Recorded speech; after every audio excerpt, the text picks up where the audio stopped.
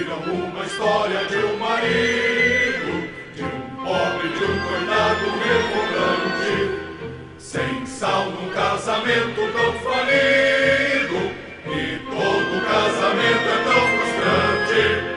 Se treinou, é com vontade, conseguindo descolar o carro esporte, pagou casa e faculdade, trabalhou das 8 às 6 na Zona Norte.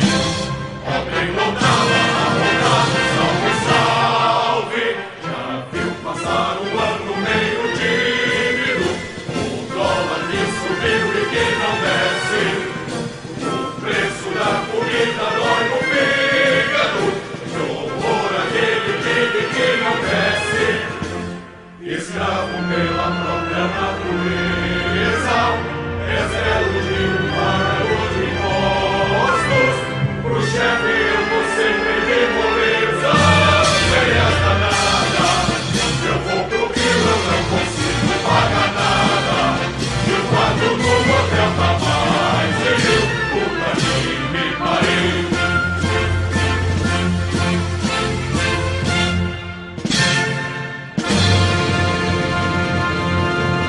Um feliz 7 de setembro.